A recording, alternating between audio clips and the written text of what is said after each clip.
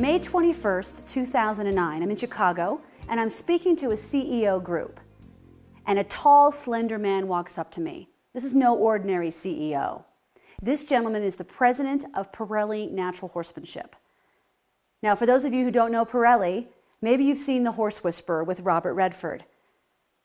Robert Redford played Pat Pirelli, this gentleman's boss. So I knew already I had a very interesting subject ahead of me. He had a Stetson hat on, he had a beautifully pressed shirt, crisp pressed jeans, and gorgeous custom-made alligator boots. And he started to explain to me his problem. Now, I'd like to introduce you to Pat and Linda Pirelli. They look amazing. They're in their natural setting. Their organization is in Pagosa Springs, Colorado. It's about 8 hours from Denver, nonstop. And as part of this is their 30,000-acre ranch. It is absolutely beautiful. You can't imagine a more pristine place to become connected with your horse. And people fly their horses all over the world in to train with Pat and Linda. But the biggest problem was that they had saturated their market. So if you type in natural horsemanship into Google, you're going to have 22,000 people a month are searching for natural horsemanship. Now, what do we already know about them? We know that they love horses. They own horses. They're already looking into deeper methodologies around horse training. And at 22,000 searches a month, it's not half bad. But it's not enough to sustain a multi-million-dollar business. So what we need to look at, here's Sarah with her horse Penny. Penny bites, she kicks, she does a trailer. And as part of that, Penny's freaking out. Her parents are saying, we got to get rid of the horse. He's got to go. And Penny's like, absolutely not. What we've got to do is go to Google. I'll turn to Google. I trust Google to give me help, to answer my pain. So she types in horse training. 167,000 people every month search for this phrase. Now, these people don't know who Pat and Linda are. They don't know what natural horsemanship is. Maybe they've never seen The Horse Whisperer with Robert Redford. But she's still got a huge pain. And that pain needs to be answered in this Google search result. So what we have to take a look at is their website. Does their website speak to Sarah? It doesn't try to sell saddles. It doesn't try to sell bridles. It doesn't try to sell toys. The website has got to not only speak to Google, that it is the authority in horse training, it has to speak to Sarah. How can you help me? Well, you'll notice here on the homepage that horse training is all over the page. You can see it's highlighted. So now we've communicated with Google. We've told them we are the experts in horse training. We've also communicated with Sarah because she's the buying customer. And we've got to convince her that we can solve her pain. We went ahead and also looked at their Twitter profile. Can I answer her question in 104 characters at a time? And I better be using horse training in all of those tweets. And then we take a look at Facebook. And Facebook's going to start gathering community together around horse training. So as you're looking for problems around horse biting, horse trailering, you're going to be able to join a congregation of people that are truly interested in educating over time.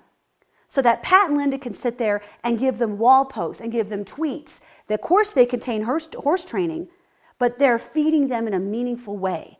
We know we should be using this keyword phrase because we have 167,000 people searching for this phrase every month. It's millions of searches a year. So how do we continue to evangelize? Now, here's the good part, is that Google is watching all of this. It's watching their website, it's watching their Twitter profiles, it's watching their Facebook profiles, and as part of that, it's coming and grabbing all the data and pulling it back.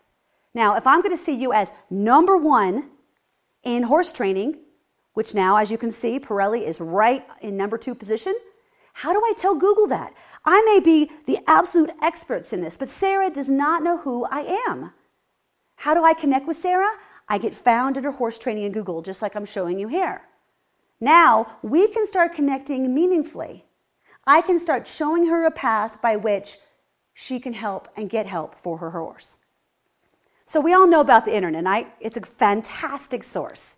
We've got 76.3% of Americans are online. We've got 18.5 billion searches each month. And we've also got $133 billion in sales was made during Black Friday this year, which is more than happened offline. Pretty phenomenal. So we all know the potential of the internet. We've been hearing it for years. I've been in this business for 10 years. We all know the power of the internet. And I think as business owners, we often sit in a frustrated state that we're not getting the results from the website that we should be getting. Why not? Well, I've got this gorgeous site, right? Your mom says it's fantastic. It's gorgeous. It has the flash animation up top. Maybe you have some of the music playing in the background, but you're not getting the real results. You're not getting the sales. You're not getting the leads. It's just flatlined.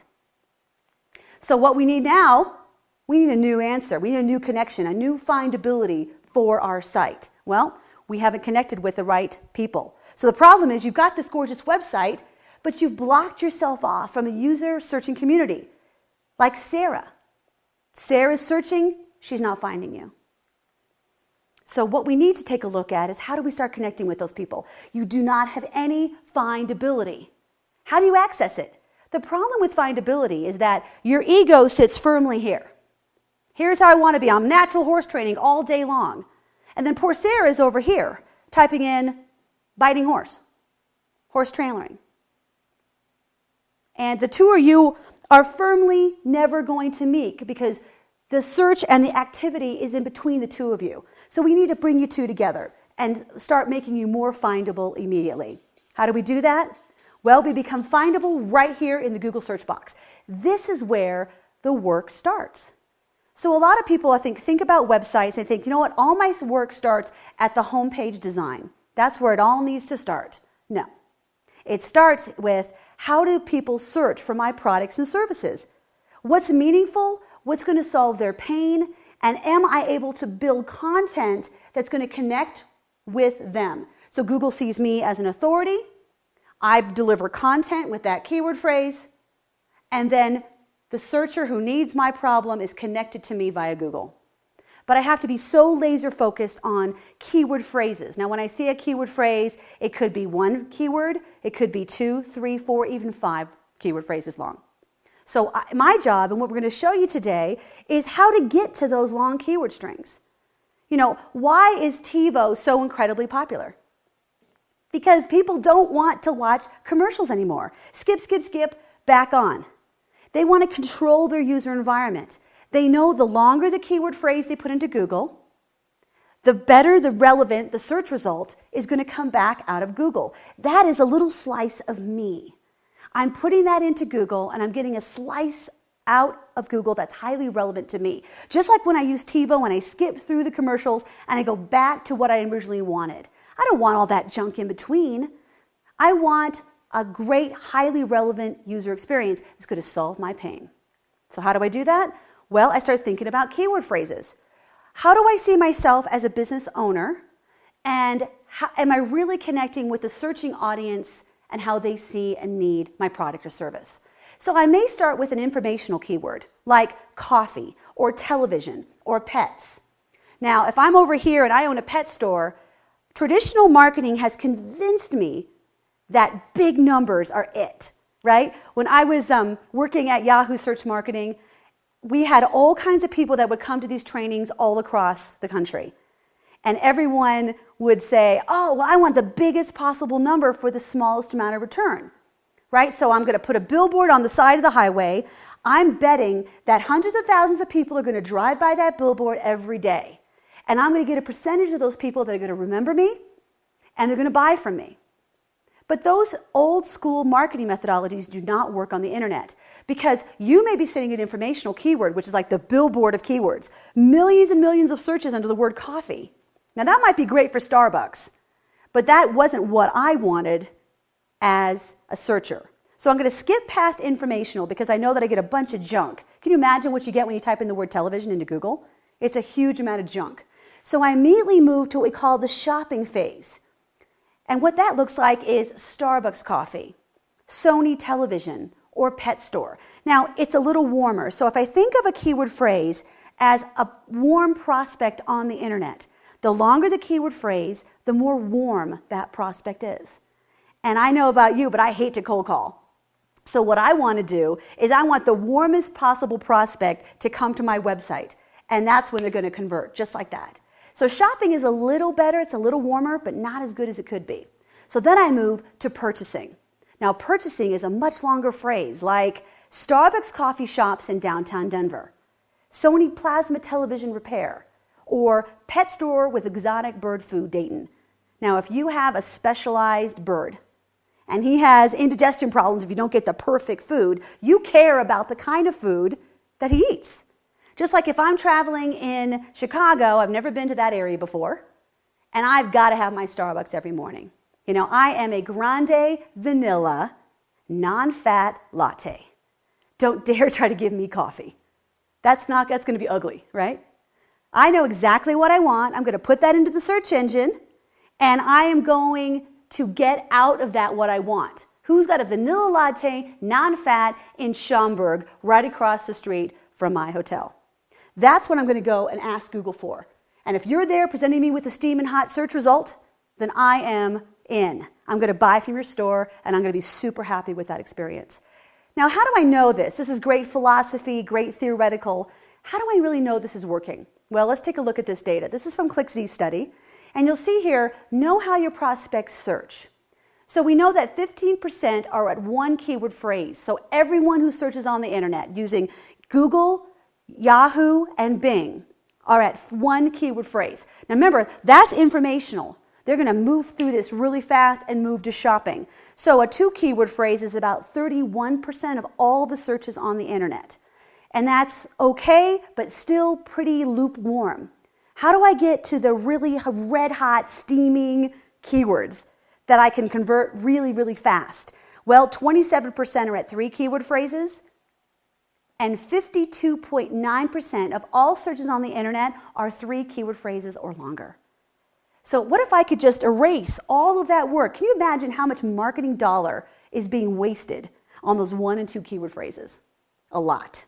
So if I could move past that and start connecting with these really long keyword phrases, I'm going to start getting the results out of my website. I'm going to start being findable in a way that's meaningful to me. Because I've stopped wasting money here on ego keywords, and I've moved into these steaming hot prospects, which is what I've been looking for all along and not able to connect with. So, in the buying cycle, my television just broke. I got 50 people coming to dinner. I've cleaned my house. I've ordered all the Subway sandwiches. I've got the fridge full of beer. And now I have a problem. My television is full of snow. It's not working. Called the cable company, jiggled the cords, not going to work. So what do I do now? Well, I might turn to Google. And as part of that, I'm going to type the word in television. Now you instantly get a bunch of information that's not relevant, and you autocorrect fast. So then you type in television repair. Well, it's a little better, but then it occurs to you, oh, I live in Schaumburg, Illinois. I'm not going to ship this $7,000 plasma television across country. That's way too risky, and it wouldn't be back in time for the big game anyway. So what am I going to do? Well, I type in another keyword phrase, television repair, Dayton, Ohio. Now we're talking. Now everyone that's on the search results page in Google is highly relevant. It's very warm. And if I have a television repair store in your area, you and I are going to connect fast. Now here's the great scenario. What if I click on that listing and I get a custom page that says television repair, Dayton, Ohio? We'll pick it up from your house. We'll guarantee delivery back by the big day, and we're going to give you a free foot-long submarine sandwich. Now you and I are married. We didn't just date, we got married fast because you gave me exactly what I wanted. You knew what my coffee order was. You handed it to me, and we were able to make that connection, and you were instantly findable to each other. That's when search engine marketing really starts to pay off. So here's what it looks like. So it's fine to talk theoretically, but let's take a look at some real numbers here. So this is a sampling from my book, The Findability Formula, and as part of this, we sampled the word television. Now, television by itself is 435 million searches. So when you see cost per click, you'll see that there's lots of money being spent here. So lots of big box companies will go under the word television because television is that billboard keyword. The billboard keyword is what everyone gets excited about. Like, if I was number one under the word television, that would transform my business. That would look amazing. It would make me look like the leader in my space. But no, what happens is a searcher completely ignores that. So we move on to television repair. Now, it got a little bit warmer at 983,000 searches. My cost went down, and look, my user experience went up just a little bit. Now we've got television repair Sony.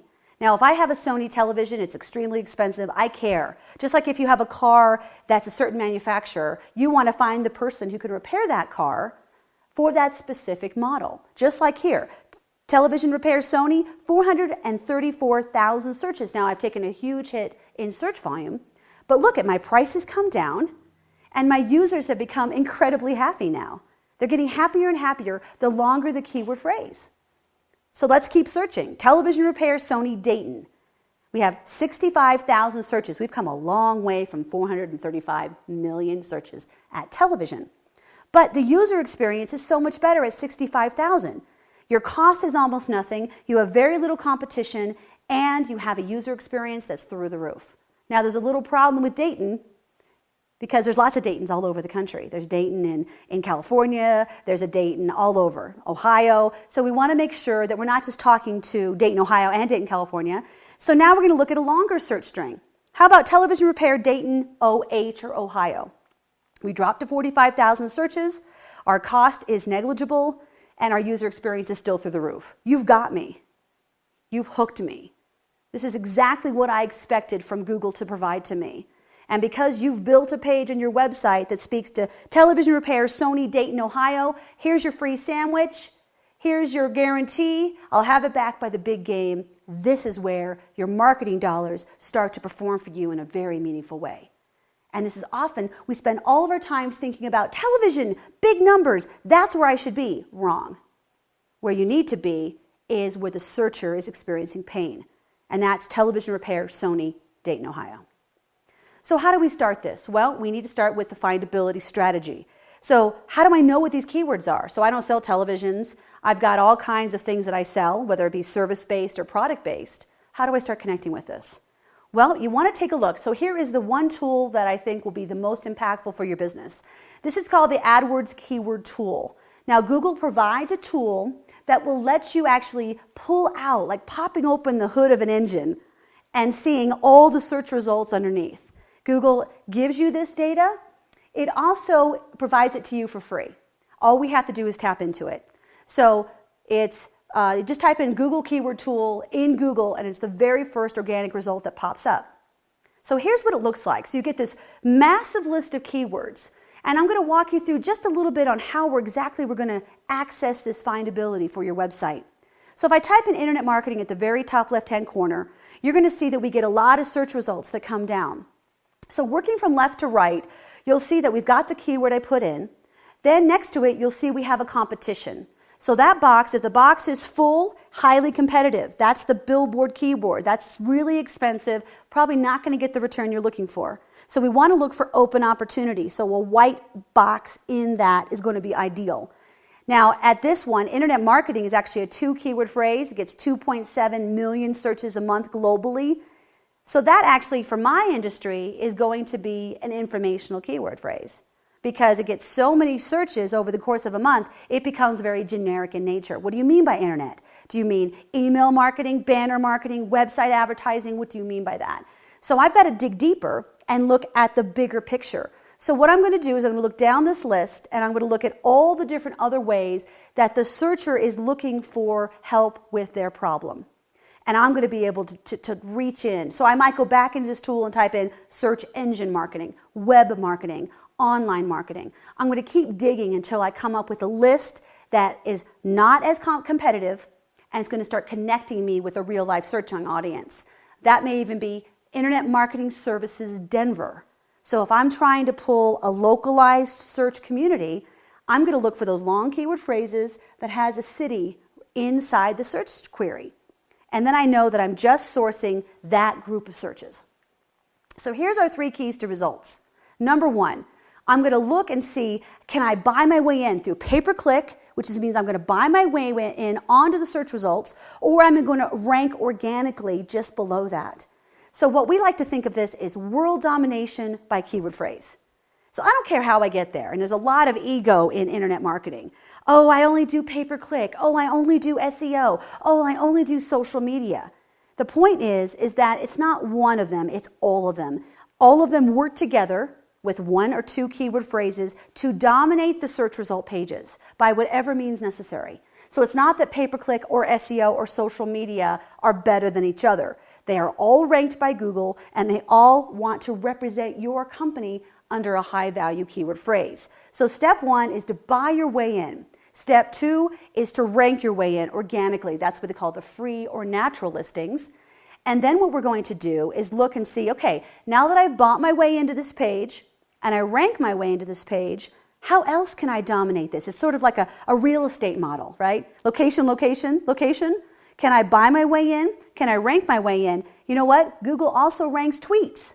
What about my tweet shows up on there? What about my YouTube video shows up there? You know, if you've ever seen a Google search result, you know that if a video shows up on that, you instantly feel compelled to click on it because it looks so much different than everything else on the page. So don't stand in judgment of how the searcher wants to relate with you. One person may prefer Twitter, even though you don't. One person might prefer videos, even though you don't understand the medium. Another person might prefer real hard content like a blog post. So oftentimes when we're working with clients, they're like, oh, I'm not going to do social media. Blogging's a waste of time. And I say, look, if you want to dominate a specific keyword phrase, you've got to use everything at your disposal to get and dominate the search result pages. And that's going to really separate your offering. You are the most credible person on that page because I see you here, I see you here, I see you here, I see you here. You're the only game in town. That's what everyone wants for their business, and everyone thinks their business is the best, and Google's here to help get you there. So our final element is social media, Twitter, Facebook, YouTube. Now Google's watching all this as well, and if you use those same keywords, you're going to be able to really dominate your market. Okay, so let's talk first of all about phase number one. Phase number one is pay-per-click. Now what we like to do is look at pay-per-click as a testing laboratory. So you're going to use that tool that I just showed you, but it's going to give you a huge amount of search results. And as part of those search results, you're going to maybe not know which one you're going to use. So we need to start testing. So when you go to Google, what are they going to put in there? Well, as soon as they put like Dayton, Ohio TV repair, you'll see here that they often will be displayed on the right-hand side. Sometimes you'll see them at the top, sometimes you'll see them at the right-hand side. They often will shuffle over time, and Google's trying to monetize where that placement is for those paid ads. Now, if you're not at all on Dayton, Ohio TV repair, pay-per-click is an excellent way to buy your way in fast. So then once you get there, you've increased your visibility on that page significantly. Now we can take a look at how do I optimize. So every time someone clicks on that listing, I'm going to pay just a little bit amount of money. And I'm going to show you two of the most common pitfalls in pay-per-click. And a lot of people are like, I never click on those links. Google's entire evaluation as a company is based off paid search. That's it. They don't make any money from organic. They only make their money from paid search or AdWords. So what happens is that oftentimes people will say that, and what that means is that they'll go to the front of search on Google, and maybe they'll skip over the paid results and click on the organic. Now, how many of you have had a paid search experience that wasn't exactly meaningful? Maybe it was a spam page. Maybe it was a bunch of junk that you got from the page. So what do? You autocorrect. You hit the back button, and then you reassess who is the rest of these that I want to actually click on. So then what I'm going to do is I'm going to click on the paid search ad. So it's not my first inclination, but it is definitely my second and tertiary clicks is what Google paid search is going to start giving you. So there's a lot of misconception about paid search. So let's just walk through a few of them that are going to really make all the difference. The first thing is Google loves to spend your money. And it's so easy. I mean, they're masterful at creating user experiences that are easy and elegant and very, very simple to navigate. The problem is that you've got to know how to traverse this carefully or you'll spend a ton of money. Now, obviously, if you picked a longer keyword phrase, there's less competition there, you're going to spend less money. So the problem with pay-per-click is you have to set a daily budget. So what we're going to do is you're going to go in and you're going to say, okay, what feels right to me? What can I actually afford on a daily basis? What would I pay to have someone walk in the door? And how many times would I pay for that to happen? So you want to set a daily budget. That's the first rule. So if it's $16 a day, that better feel good to you because you're going to pay that every single day to Google. And they're going to then deliver a certain amount of results from that. So that's rule number one. Rule number two is match type. So match type is, I type in the word pet store Dayton. Google has 3 different ways in which it might display those keywords back to you. The first way is what we call broad match. So free store front signs. So if I run pet store Dayton and I don't tell Google that I'm not free, then my ad is going to display for free store front signs because store is in the search query. So that's not going to work, is it? It's going to be very confusing. You're going to get all kinds of searches for that. Because what Google does is says, okay, I'm going to look for a bunch of searches that include the word pet and store and Dayton, not necessarily together. So if one of those words is in a search string, it's going to show my ad. That's going to waste your money very, very fast. So what we want to do is tell Google, no, you don't get to place me like that. So what Google wants you to do and what you need to do is say, only show my ad when pet, store, and Dayton are together like this. So you can put something in front of it or something behind it, but you don't get to mix those keyword phrases up because if you mix it up, it changes the meaning. It can also be misrepresenting of what you sell, and that's called phrase match.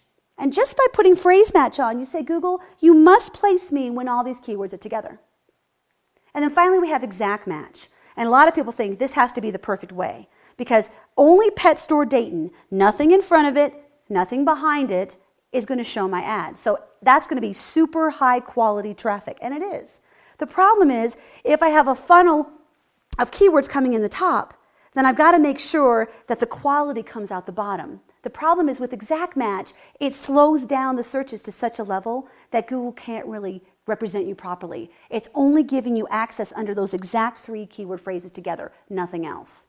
So by understanding these different phrase matches, you're going to be able to hone your users in very specifically, and you're going to be able to control how Google places you. You don't want Google to make all these crazy assumptions. You want to be able to control these match types. So that's number 2. And then number 3 is what we call negative keyword phrases. Now, this is not what people think about you. This is not review sites. What this is how do I get Google to work harder for me? How do I get my keywords to work harder for me? So what we need to do is think about, okay, if I'm going to be listed under the word speakers. Now, are there electronic speakers? Are there computer speakers? Are there public speakers? So what you need to do is go in and say, okay, Google, here's all the things I am not. I am not free. I am not affiliate. I am not discount. I'm not affordable. So you put all of these negative keywords into this negative keyword account. And so another example might be if I'm puzzles. I might sell puzzles, say jigsaw puzzles, but I'm not Sudoku. I'm not New York Times crossword puzzles. I'm not free crossword puzzles. There's a myriad of other baby and children puzzle searches. So one of our clients actually sells puzzles, and he's got 950 keywords in his account. So what that does is it lets Google know exactly how not to place him. So when he runs the word puzzle all on its own, it's a clean, simple search experience. None of that other junk is being associated with him. So when he searches for puzzle, there he is, and he knows that's a great user experience because he's filtered out all the junk. And Google lets you do this really simply. So what you're seeing here is a list out of the keyword tool, and then what you need to do is go in and say, okay, look, if I'm a speaker, I'm not audio. If I'm a speaker, I'm not home theater. And that Google keyword tool I showed you earlier tells you all the information you need. You'll see all these negatives just show up. Okay, so those are the 3 major elements of pay-per-click. Making sure to set a daily budget, making sure that you have all of your broad match set correctly, and that you've got your negative keywords. That's going to save you a ridiculous amount of money and going to really connect you with a warm searching audience. So now that we've got that position in page search and we're buying our way in, what about those free organic listings? How do I get some of those? Well, what we need to do is start thinking about content. So we've tested a bunch of keywords. Remember, pay-per-click is our keyword lab. We're going to take all the keywords that rose to the top, kind of the cream of the crop. We're going to take those cream of the crop keywords, and now we're going to apply them to SEO. So here's what we're going to take a look at. The number one question I get is, what about the algorithm? How do I adjust and work with the algorithm? The deal is the algorithm is built to keep the bad guys out. People who are trying to deceive them, people trying to spam, Google. They keep adjusting the algorithm to keep the bad guys out, not the good content out. So what you need to do is stay focused on the content that's going to be the best for you, the warmest possible lead. Build content around that, not worry about the algorithm. It will take care of itself. So this is my 10th year in business. I've just seen a lot of websites. Ever seen a website like this? About us, services, testimonials, contact us. Any of you have a website like that? I think everyone has a website like that. What does that tell Google? Do you really want to be ranked under the word about us? Do you want to be ranked under the phrase services? Now, what we've been talking about, those are incredibly informational keyword phrases. That's not how you want to be found. So this is the wrong way of how you construct a website. And this diagram shows you pretty much every website I've ever seen since I started my web design business 10 years ago. And what happens is you try to tell Google on every single page of your website, I do all these things. And oh, by the way, I do all these things again. And oh, by the way, here's another page and I do all those things too. Google comes to index your site and it's so confused. Now, what are you again? So if you own a pet store like Mike does, you've got dogs, you've got cats, you've got training, you've got hamster, you've got services, you've got supplies. You keep telling Google over and over and over again, boy, I'm going to just jam it down Google's throat. They're going to figure out exactly what I am if I just tell them enough times. It just doesn't work that way.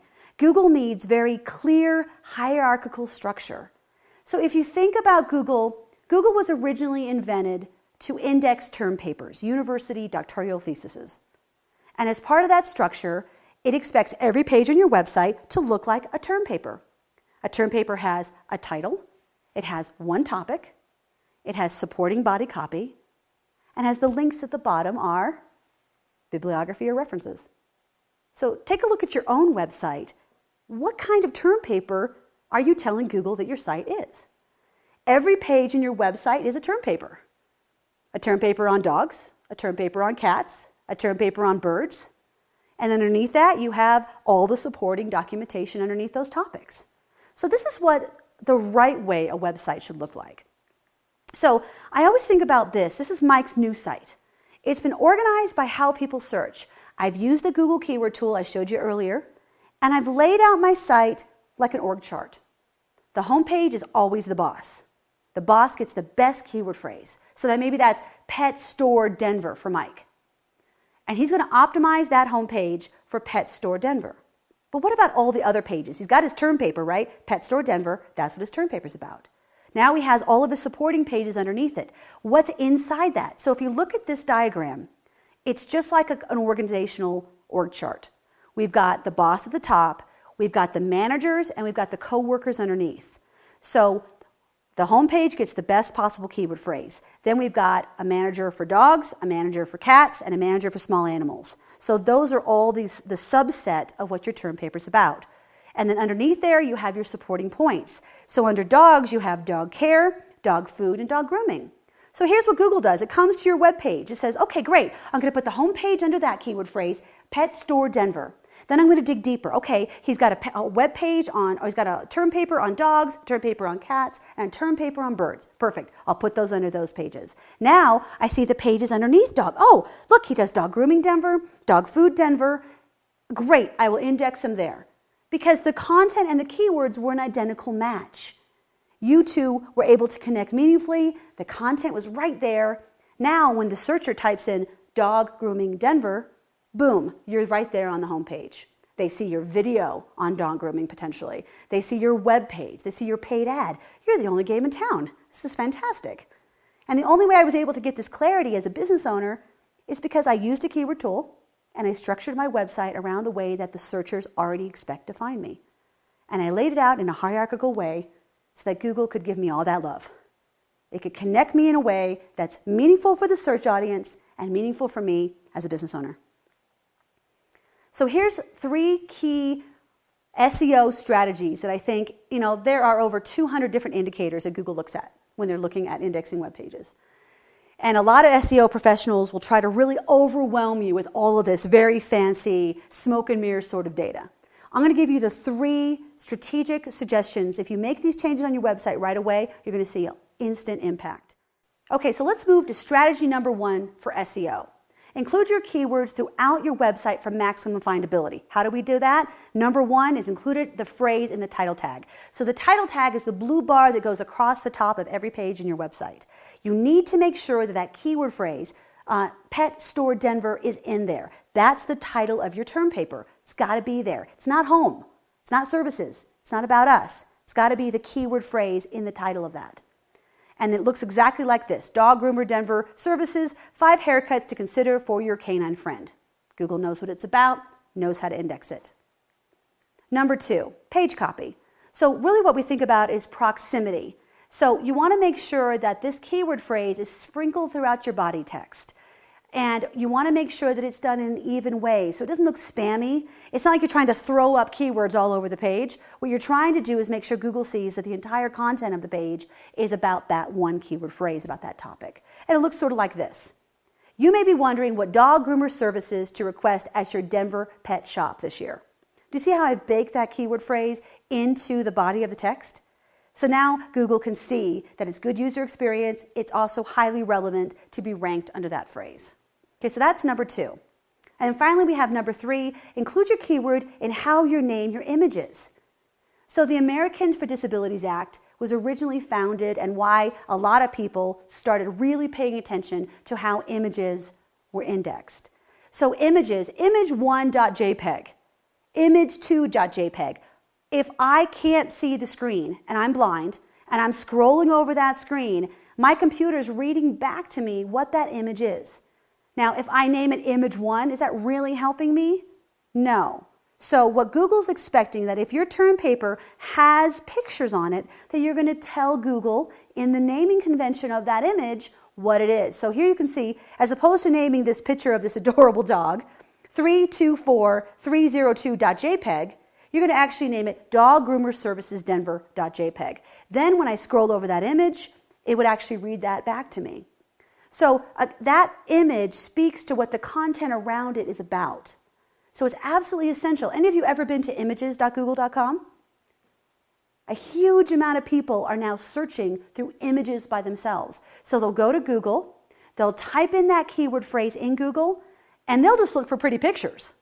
And if you've named your image with that phrase, you're going to be right front and center. They're going to click on that adorable dog with the cucumbers on his eyes, and they're going to get to your website. So remember, it's not about standing in judgment of how users want to find you. It's about being everywhere. And so the number 3 most important thing in SEO is name your images based on what that image is about, and use a keyword phrase if you can. So this is really our end game. World domination by keyword phrase. I've said it a million times, but it's all about making sure to use a keyword. So maybe you have 10 keywords. Get a sticky note. Write those 10 keywords on that sticky note. Put it on your monitor so that every time you go to tweet, every time you go to blog, every time you go to name a video, create a new page in your website, you go back to that sticky note and you say, okay, which keyword am I going to use? So then you start seeing results like this. And what that looks like is when you type in your name, you type in your company name, you type in a specific phrase, Google is going to show you. So you'll see on this listing, when you type in my name, this is my brand. So just like when you type in your company name, that is your brand. So just like a billboard, this is your billboard in Google. So you're going to see, you see my organic listing for my website. You see my 2 YouTube videos. You see my paid ad. You see my tweets. So when someone searches for me, they're going to find me and they can engage in me in a number of different ways. They can watch videos, they can read my blog, they can visit my website. I'm not going to stand in judgment of how they want to find me. I'm just glad they did. I'm thrilled they did. So your job is to get clear on those 10 keywords. Pick 10, not 1,000. Pick 10 keyword phrases. Go ahead and start using pay-per-click. Use SEO with the strategies I've recommended. And then you're going to start seeing these kinds of results. World domination by keyword phrase. That's your end game. So here's the action plan I'm going to lay out for you. First of all, Understand your company's findability. Connect with 10 long-tail pre-qualified keywords, meaning you've used that keyword tool, you now know what they are, you put them on the sticky note, that's going to be your due north now. Don't guess, always use a keyword tool. Every time I hear people say, I don't know what my keywords are, the keyword tool is going to tell you what that is. It's going to give you the direction you need to get the results out of your website. So number one, pay-per-click with findable keywords. Set a budget, use exact and phrase match, and build out your negative keyword list. Absolutely essential in paid search. And finally, SEO. A findable strategy with SEO is architecting your website like an org chart. Remember, every page is a term paper, and we are going to optimize your titles, optimize your body copy with those keywords. Google's going to instantly re-index your pages, and you're going to see visibility show up really, really fast. And finally, you're going to optimize your images. You're going to make sure that those images actually have real keywords in the naming conventions. You're not just going to do image one anymore. You're going to tell Google what that picture is about and that it deserves recognition with all the content around it. So that's your action strategy. And just remember that findability is not about standing in judgment of your searching audience. It's about using all these fantastic tools at our disposal: pay-per-click, SEO, and social media. And you do not have to be a celebrity like Pat and Linda, Pirelli, to get a great user experience with a viable customer. All you need to do is stay connected with those long keyword phrases, and your findability will soar. Thank you all so much.